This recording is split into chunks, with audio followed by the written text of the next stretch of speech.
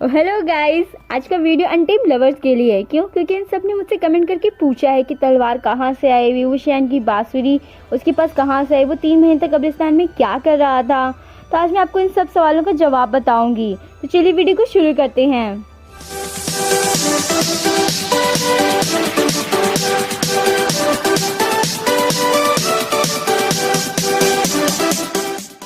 पिछले रिकैप में मैंने बताया वेन कबीले वाले यिन लोहे की वजह से छोटे कबीलों पर आक्रमण कर रहे होते हैं और नाय मिंगजू जिन गोंगयाओ को अपने कबीले से निकाल देता है।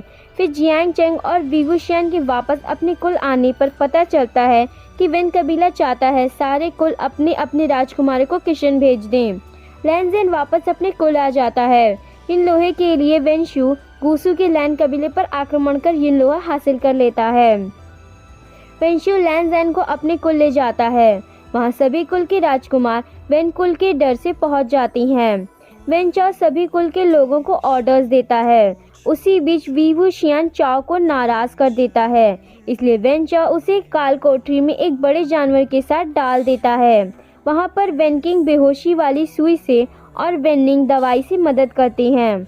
सुबह होने पर वेन चाओ सभी को लेकर मूशी माउंटेन की गुफा में प्राचीन जानवर को मारने के लिए लेकर जाता है।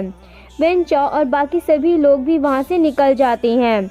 बस लैनजेन और विवुशियान गुफा में फंस जाते हैं। दोनों उस प्राचीन जानवर को मारने का प्लान बनाते हैं। फिर विवुशियान उस प्राचीन जानवर के खोल में घुस जाता है। वहाँ विवुशियान को एक गड़ी हुई तलवार दिखाई देती है। उसे टच करने पर उसे अजीब चीखें सुनाई देती हैं। मैं बता दूं कि ज़ुआनवू एक प्राचीन जानवर है जिसे शू चोंगहाई ने पैदा करके सैकड़ों सालों तक शक्तिशाली तलवार की मदद से गुफा में कैद करके रखा था। प्राचीन जानवर के डर से विवुशियान उस तलवार को निकालकर उस पर हमला करने लगता है। फिर फाइटिंग होती है। उसी वक्त विवुशियान पर तलवार की बुरी शक्तियां असर करने लगती हैं। जानवर मर जाता है। फिर विवुशियान कमजोरी की वजह से बेहोश हो जाता है। फिर जियांग चेंग दोनों को बचा लेता है और दोनों अपने अपने कुल वापस चले जाते हैं। वेन कुल वाले छोटे कबीलों पर हमला कर रहे होते हैं। चीफ याओ जियांग फेंगमियन के पास मदद के लिए आता है। फिर जियांग फेंगमियन जिन गुआंगशान के पास वेन कबीले के दुर्व्यवहार के बारे में बात करने के लिए जाता है।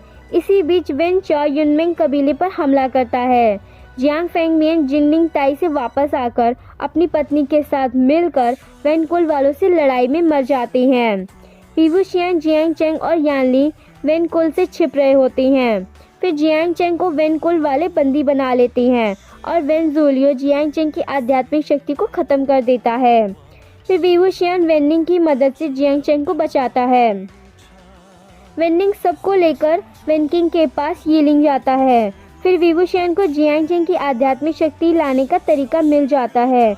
आगे विवुशियान को सोंगलैन मिलता है। वो शू यांग द्वारा अंधा हो चुका होता है। फिर वेन किंग सोंगलैन की आँख ठीक कर देती है। विवुशियान और जियांग चेंग यानली को सोंगलैन के साथ लैंगलिंग भेज देते हैं। फिर विवुशियान जियांग चेंग की शक्ति वापस लाने उसे अपनी गुरु माँ बाओशेन के पास भेज देता है। जियांग चेंग को बाओशेन की मदद से अपनी आध्यात्मिक शक्तियाँ मिल जाती हैं। यहाँ पर आध्यात्मिक शक्ति को लेकर जो कंफ्यूजन है मैंने उसे आगे के एपिसोड्स में एक्सप्लेन किया है।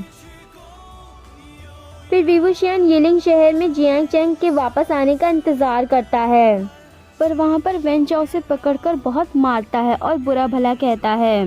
वांग लिंगजियाओ उसके जख्म को कुरेदती है तो उसके जख्म से निकला हुआ खून उसकी जादुई पोटली पर गिरता है।